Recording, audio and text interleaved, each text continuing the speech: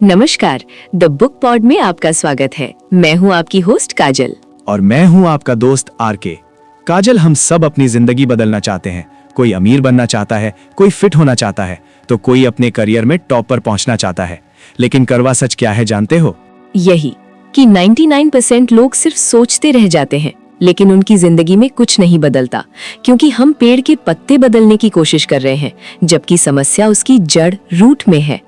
बिल्कुल सही। और उस जड़ को पकड़ने के लिए आज हम लेकर आए हैं इंडिया के सबसे बड़े यूथ आइकॉन संदीप माहेश्वरी के वो 4 बुनियादी सिद्धांत, 4 बेसिक प्रिंसिपल्स, जो किसी भी इंसान की साधारण जिंदगी को असाधारण बना सकते हैं। ये पॉडकास्ट सिर्फ मोटिवेशन नहीं है, ये एक सर्जरी है आपके माइंडसेट की। आज हम जानेंगे कि आखिर हम एक्शन क्यों नहीं ले पाते और वो कौन सी 4 स्टेप्स हैं जिन्हें फॉलो करके आप अपनी किसी भी आदत या हालात को हमेशा के लिए बदल सकते हैं। तो अगर आप सिर्फ वीडियो देखने वाले नहीं बल्कि गेम चेंजर बनना चाहते हैं, तो ये एपिसोड आपकी जिंदगी का टर्निंग पॉइंट साबित होगा। चलिए खुद को बदलते हैं सिर्फ द बुक पॉड पर। कभी ऐसा महसूस हुआ है कि आप पूरी मेहनत कर रहे हैं लेकिन गाड़ी आगे ही नहीं बढ़ रही है? या जब कोई बड़ी मुश्किल सामने आती है तो हिम्मत एकदम जवाब देने लगती है? हाँ, ये तो हम सबके साथ होता है कभी न कभी। बिल्कुल। हम सब प्रेरणा के लिए इधर उधर देखते हैं। तो आज हम एक ऐसे ही व्यक्ति के विचारों की दुनिया में गहराई से उतरने वाले हैं, जिन्हें भारत में बहुत से लोग, खासकर युवा, एक बड़े प्रेरणा स्रोत की तरह देखते हैं, संदीप माहेश्वरी। और आज की हमारी बातचीत का आधार उनके विचारों का एक संग्रह है, जो एक किताब की शक्ल में हमारे पास है। हाँ। हमारा मकसद सिर्फ उन विचारों को दोहराना नहीं है, है ना, बल्कि ये समझना है कि उनकी बातों के पीछे का वो मूल ढांचा क्या है। सही। मतलब वो कौन से सिद्धांत है जो लाखों लोगों को अपनी सोच बदलने और जिंदगी को एक नए नजरिए से देखने के लिए मजबूर करते हैं। बिल्कुल। और इसे हम एक तरह से एक 4 पड़ाव वाले सफर की तरह देखेंगे। अच्छा। पहला पड़ाव है अपनी सोच को बदलना, फिर दूसरा पड़ाव है असफलता के डर से आजाद होना, तीसरा उस आजादी से मिली ऊर्जा को एक बड़ी इच्छा में बदलना, और आखिर में उस इच्छा को हर दिन के कामों में उतारना। वाह, ये तो एक पूरा रोड मैप लग रहा है। हाँ, तो फिर देर किस बात की, चलिए इस सफर की शुरुआत करते हैं। तो सबसे पहला और शायद सबसे बुनियादी आइडिया, जिस पर बाकी सब कुछ टिका है, वो है हमारी सोच की ताकत। हाँ, जैसा आप सोचोगे वैसा ही बनोगे। बिल्कुल। ये लाइन बार बार सामने आती है और सुनने में ये बहुत आम लगती है, जैसे कोई कहावत हो, पर इन विचारों में इसे जिंदगी का कंट्रोल पैनल बताया गया है। हाँ, और ये इसलिए इतना गहरा है क्योंकि ये सारी जिम्मेदारी और सारी ताकत वो बाहर की दुनिया से छीनकर आपके अपने हाथों में दे देता है। मतलब अब आप हालात के शिकार नहीं हैं। नहीं, आप अपनी सोच के रचयिता हैं। एक बहुत अच्छी बात कही गई है कि अगर आप उस इंसान को ढूंढ रहे हैं जो आपकी जिंदगी बदलेगा, तो बस आईने में देख लीजिए। लेकिन मन में एक सवाल आता है। पूछिए। क्या ये सोच थोड़ी ज्यादा सरल नहीं है? मान लीजिए किसी के हालात वाकई बहुत खराब हैं, उसके काबू से बिल्कुल बाहर। ठीक है। क्या तब भी सिर्फ सोच बदलने से सब कुछ ठीक हो सकता है? मतलब क्या ये विचार कभी कभी इंसान को गिल्ट में नहीं डाल सकता कि शायद मेरी ही सोच में कोई कमी है? ये बहुत जरूरी सवाल है, और इन विचारों का मतलब ये बिल्कुल नहीं है कि आप बाहरी सच्चाई को अनदेखा कर दें। अच्छा। इसका मतलब ये है कि आप उस सच्चाई पर अपनी प्रतिक्रिया को कंट्रोल करें। मतलब दुनिया हमें वैसी नहीं दिखती जैसी वो है, बल्कि वैसी दिखती है जैसे हम हैं। कोई उदाहरण? जैसे 2 लोग एक ही ट्रैफिक जाम में फंसे हो सकते हैं। एक गालियां दे रहा होगा और दूसरा शायद कोई पॉडकास्ट सुन रहा होगा। ट्रैफिक जाम तो दोनों के लिए सच है ना? हाँ, वो तो सच है। पर उनका अनुभव, वो उनकी सोच तय कर रही है। अच्छा, तो ये बाहरी हालात को बदलने की गारंटी नहीं, बल्कि अंदरूनी अनुभव को बेहतर बनाने का एक तरीका है। बिल्कुल। और इसी को अमल में लाने के लिए एक बहुत ही प्रैक्टिकल टूल दिया गया है, आसान है का मंत्र। हाँ, ये सुनने में थोड़ा बच्चों जैसा लगता है, पर इसके पीछे का लॉजिक क्या है? इसके पीछे एक बड़ा मनोवैज्ञानिक सिद्धांत काम करता है। जैसे ही हम किसी काम को मुश्किल कहते हैं, हमारा दिमाग क्या करता है? वो उसके खिलाफ दीवारें खड़ी करने लगता है, बहाने खोजने लगता है। सही बात है। लेकिन जब हम कहते हैं आसान है, तो हम अपने दिमाग को एक तरह से कमांड देते हैं कि दीवारें मत बनाओ, दरवाजे ढूंढो। ये कोई जादू नहीं है, ये बस दिमाग को प्रॉब्लम से हटाकर सॉल्यूशन की तरफ मोड़ने का एक स्विच है।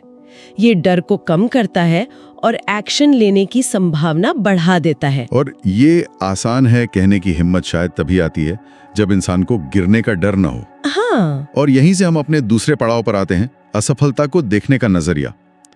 आमतौर पर तो हम असफलता से भागते हैं, उसे छिपाते हैं, लेकिन यहां तो उसे एक जरूरी अनुभव बल्कि एक उत्सव की तरह देखने की बात कही गई है। बिल्कुल। एक बहुत ही दमदार विचार है कि गलतियां इस बात का सबूत है कि आप प्रयास कर रहे हैं। वाह, हमारा समाज असफलता पर एक ठप्पा लगा देता है कि आप फेलियर हैं। लेकिन ये फिलॉसफी कहती है कि किसी एक काम में फेल होना और जिंदगी में फेल हो जाना, ये दो बहुत अलग अलग बातें हैं। जिंदगी एक खेल की तरह है।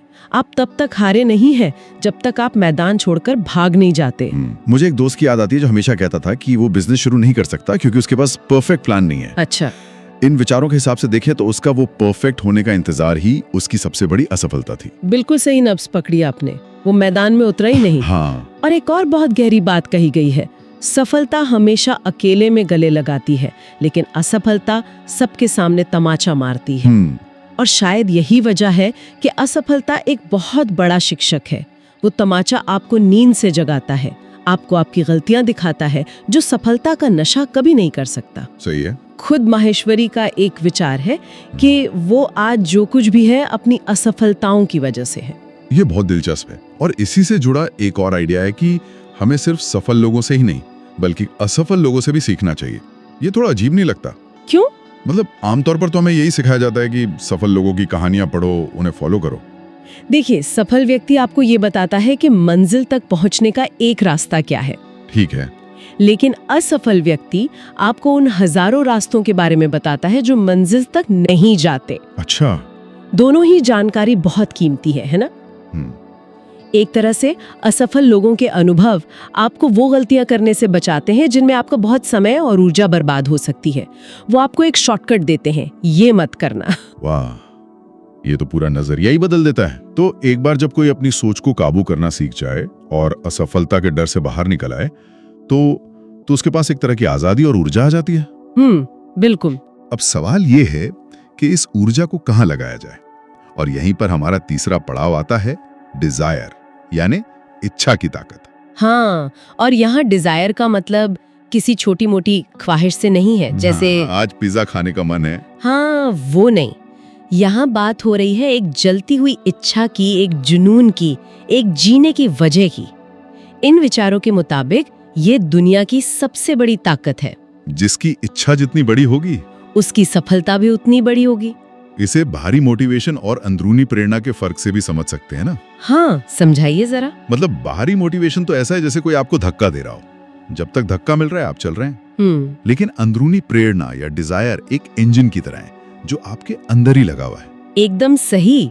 बाहरी मोटिवेशन की एक एक्सपायरी डेट होती है, सेमिनार खत्म, मोटिवेशन खत्म। सही बात है। लेकिन जब आपके पास एक मजबूत क्यों होता है तो कैसे आप खुद ढूंढ निकालते हैं। जब कोई काम करने की वजह अंदर से आती है तो आपको सुबह अलार्म की जरूरत नहीं पड़ती, आपका जुनून ही आपको जगा देता है। और एक विचार इसे एक कदम और आगे ले जाता है। क्या? वो कहता है कि जब ये इच्छा सिर्फ अपने लिए नहीं बल्कि दूसरों के भले के लिए, मानवता के लिए कुछ अच्छा करने की बन जाती है तो वो तपस्या का रूप ले लेती है। खुद को जला दूंगा, तपा दूंगा, लेकिन दुनिया में रोशनी कर जाऊंगा। मतलब ये स्वार्थ से परमार्थ की तरफ का सफर है। और यही वो स्तर है जहां साधारण लोग असाधारण काम कर जाते हैं। जब आपकी इच्छा आपसे बड़ी हो जाती है तो आपकी ऊर्जा की कोई सीमा नहीं रहती। सही। लेकिन एक चेतावनी भी दी गई है, यही इच्छा अगर गलत दिशा में चली जाए तो इससे ज्यादा विनाशकारी शक्ति भी कोई नहीं है। अच्छा। इसलिए इच्छा का होना ही काफी नहीं, उसकी दिशा का सही होना भी उतना ही जरूरी है। ठीक है, तो हमने सोच बदल ली, असफलता से दोस्ती कर ली और एक बड़ी इच्छा भी जगा ली। लेकिन ये सब तो दिमागी कसरत ही रह जाएगी अगर हम कुर्सी से उठ के कुछ करें ही नहीं। एक्शन। हाँ, और यहीं से हमारा चौथा और आखिरी पड़ाव शुरू होता है, कर्म यानी एक्शन। बिल्कुल। और यहाँ एक्शन का मतलब किसी बड़ी क्रांति से नहीं है। फिलॉसफी बहुत सरल है, न भागना है न रुकना है, बस चलते रहना है। इसका मतलब है निरंतरता, मतलब रोज छोटे छोटे कदम उठाना, हर बड़ा काम, हर बड़ी मंजिल एक छोटे कदम से ही शुरू होती है। कोई भी काम छोटा या बड़ा नहीं होता, सोच उसे छोटा या बड़ा बनाती है। पर आज की दुनिया में जहां सबको तुरंत नतीजे चाहिए, ये बस चलते रहने वाला आइडिया लोगों को कैसे प्रेरित कर सकता है? लोग जल्दी निराश नहीं हो जाएंगे? यहीं पर एक और विचार काम आता है, सीखने का नजरिया। अच्छा, एक्शन के साथ साथ सीखने पर जबरदस्त जोर दिया गया है। एक लाइन है, जो सीख रहा है वो जिंदा है, जिसने सीखना बंद कर दिया वो एक जिंदा लाश है। जब आपका फोकस सिर्फ मंजिल पर नहीं बल्कि रास्ते में सीखने पर होता है तो आप निराश नहीं होते। हर कदम, चाहे वो सफल हो या असफल, आपको कुछ सिखा कर जाता है। ये बात तो बहुत गहरी है। कमाई भविष्य में होती है, लेकिन सीखना हमेशा वर्तमान में होता है। बिल्कुल। अगर हम हर दिन कुछ नया सीख रहे हैं तो हम हर दिन अमीर हो रहे हैं, भले ही बैंक अकाउंट में कुछ ना आए। और इसी रास्ते पर चलने के लिए जो सबसे बड़ा मुकाबला है वो किसी और से नहीं बल्कि खुद से है। खुद से? हाँ, जब आप दूसरों से मुकाबला करते हैं तो या तो आप जीतते हैं या हारते हैं। सही है। लेकिन जब आप खुद से मुकाबला करते हैं तो आप हमेशा जीतते हैं। वो कैसे? मान लीजिए आप एक धावक हैं और कल आप 5 किलोमीटर दौड़े थे। आज आपका लक्ष्य किसी और को हराना नहीं है बल्कि 5.1 किलोमीटर दौड़ना है। अगर आप दौड़ पाए तो आप जीत गए, और अगर नहीं भी दौड़ पाए तो भी आप उस इंसान से तो जीत ही गए जो कल तक दौड़ने से डरता था। मतलब प्रयास करना ही अपने आप में एक जीत है। हाँ, आपने प्रयास किया, आप मैदान में उतरे। इस खेल में हार है ही नहीं, सिर्फ सीखना है और आगे बढ़ना है। तो आज की इस पूरी चर्चा को अगर मैं समेटना चाहूँ तो ये 4 पड़ाव का एक पूरा सिस्टम है। समेटिए। सबसे पहले अपनी सोच को कंट्रोल करो, क्योंकि वहीं से तुम्हारी दुनिया बनती है। फिर असफलता को एक शिक्षक की तरह देखो, एक दुश्मन की तरह नहीं। सही। उस डर से मुक्त होकर अपनी ऊर्जा को एक बड़ी मजबूत इच्छा में बदलो, और आखिर में उस इच्छा को सिर्फ सोचो मत, बल्कि हर दिन छोटे छोटे कदमों से एक्शन में उतारो और रास्ते में लगातार सीखते रहो। एकदम सही। और इन सभी विचारों का निचोड़ एक ही जगह आके रुकता है।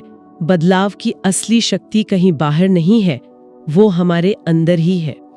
कोई गुरु, कोई किताब, कोई वीडियो आपको रास्ता दिखा सकता है, पर उस रास्ते पर चलना आपको ही पड़ेगा। बिल्कुल। ये सब सुनने में बहुत आसान और अच्छा लगता है ना? हाँ। लेकिन असली चुनौती इन विचारों को अपनी रोजमर्रा की जिंदगी का हिस्सा बनाने में है। बिल्कुल।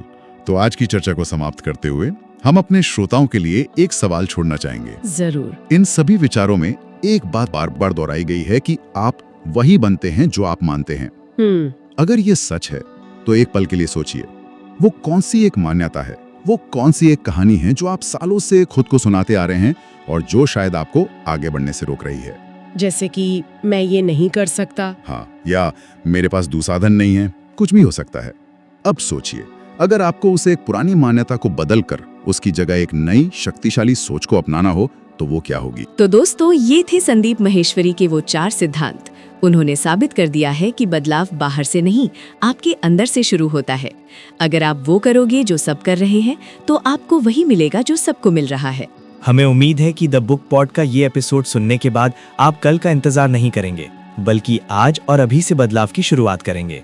अगर आज आपके अंदर की आग भड़की है तो हमारे चैनल को अभी सब्सक्राइब करें और लाइक बटन दबाकर ये बताएं कि आप रुकने वाले नहीं हैं। इस वीडियो को अपने उन दोस्तों के साथ जरूर शेयर करें जो हमेशा कहते हैं, यार लाइफ में कुछ चेंज नहीं हो रहा। ये वीडियो उनकी आंखें खोल देगा। और अब आज का वो सवाल जो ये तय करेगा कि आप इस पॉडकास्ट को कितना समझ पाए हैं। संदीप सर कहते हैं कि बदलाव के लिए एक वजह, स्ट्रॉन्ग रीजन होना जरूरी है। तो हमारा सवाल आपसे ये है, और इसका जवाब आपको बहुत ईमानदारी से नीचे कमेंट बॉक्स में देना है।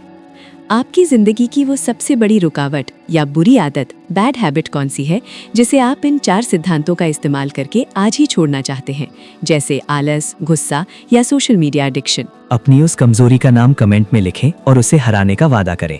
हमें आपके जवाब का इंतजार रहेगा। मैं RK और मैं काजल आपसे फिर मिलेंगे एक नई सोच और नई ऊर्जा के साथ। तब तक के लिए आसान है। धन्यवाद।